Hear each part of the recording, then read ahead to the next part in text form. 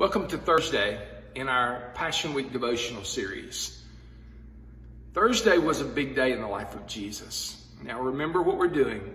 We're talking about Passion Week, the week between Palm Sunday, last Sunday, and Resurrection Sunday, this coming Sunday, Easter Sunday.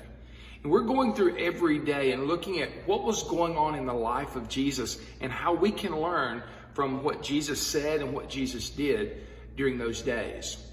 And Thursday, realize we are now less than 24 hours from when Jesus is going to be arrested. We're now less than 24 hours from when he's going to be hung on the cross. Late tomorrow, Jesus will die. He's going to be dead for a portion of 3 days before he resurrects. Tomorrow is going to be a dark day in the life of the disciples. But think about Thursday. Think about what happened that day. Jesus knew what was going on. Jesus knew that he was very close to tremendous physical pain. Not only tremendous physical pain, but emotional pain. And he was going to go through something spiritually he had never been through before. Jesus was going to take sin on himself. The pure, the righteous, the ultimately holy Son of God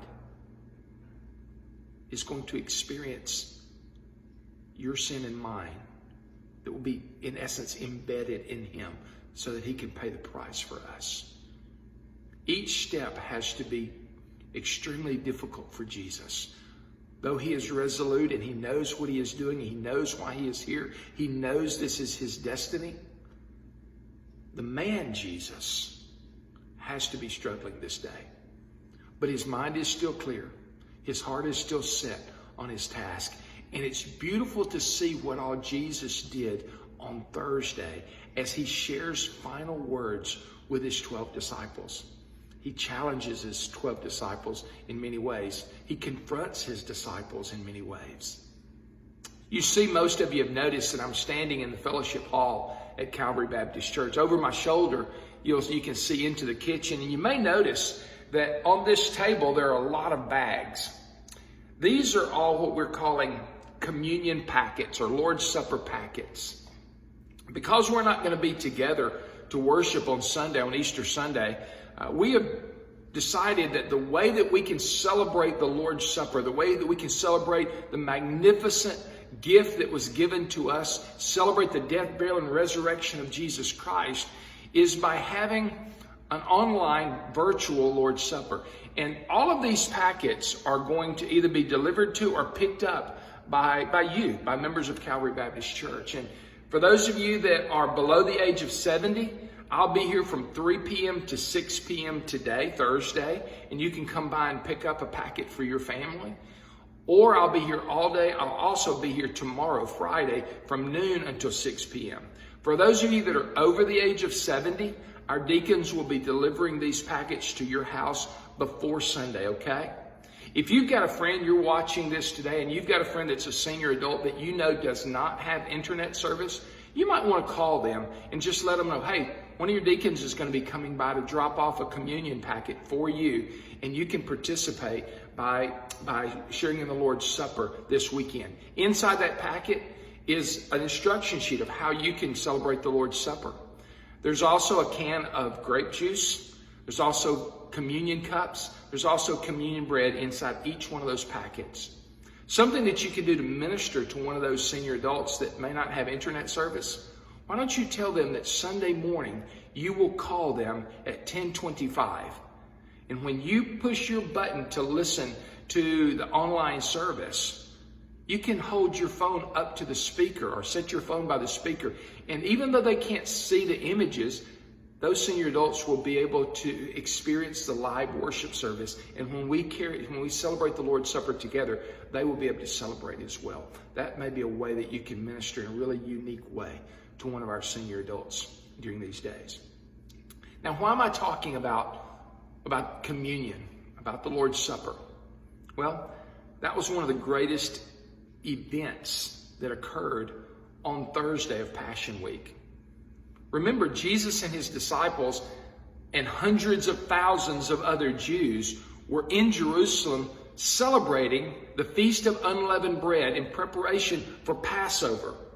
You remember Jesus and his disciples were in an upper room, and Jesus had made all the preparations to have the Passover meal, the Passover Seder there. I'd love for you to go and to study the Jewish Passover Seder. You'll learn so much about the symbolism of what actually happened during the week of Passover and how that relates to Jesus' sacrifice.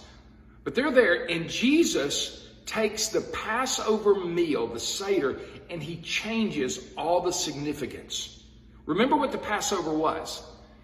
It was the time that the Jews every year took a week, the Feast of Unleavened Bread, and they celebrated how God 1,500 years before Jesus had delivered the Jews out of Egyptian bondage, out of Egyptian captivity.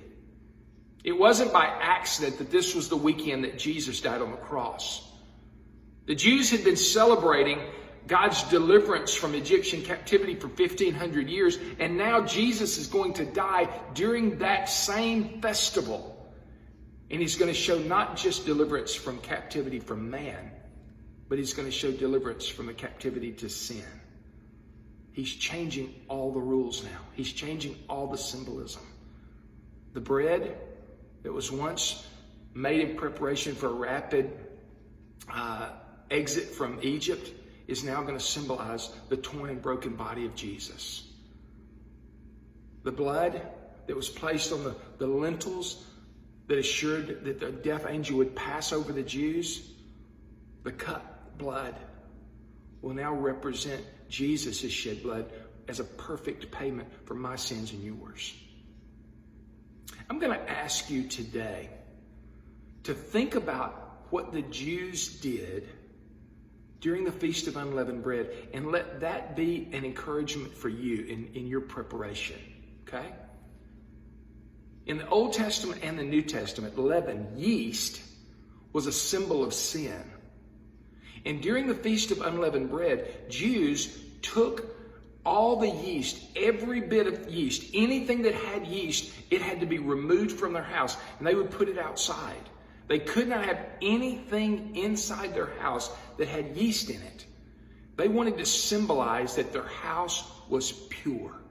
Their house was holy. Their house was set apart as righteous before God.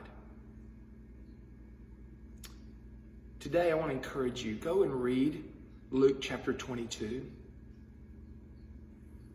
Look at what Jesus said. Look at what Jesus did. And then I want you to take the next 3 days, Thursday, Friday, and Saturday, and I want you to clean your house. I want you to look at all the things in your heart. Maybe literally things inside your physical house that are contributing to bad attitudes, bad behavior, sinful attitudes, sinful behavior that are distracting for you spiritually. And I'm going to ask you maybe to literally, physically, pick up the things in your house that are distracting to you spiritually and throw them away. Take the sin that's in your heart, take it out, confess it, and lay it before God.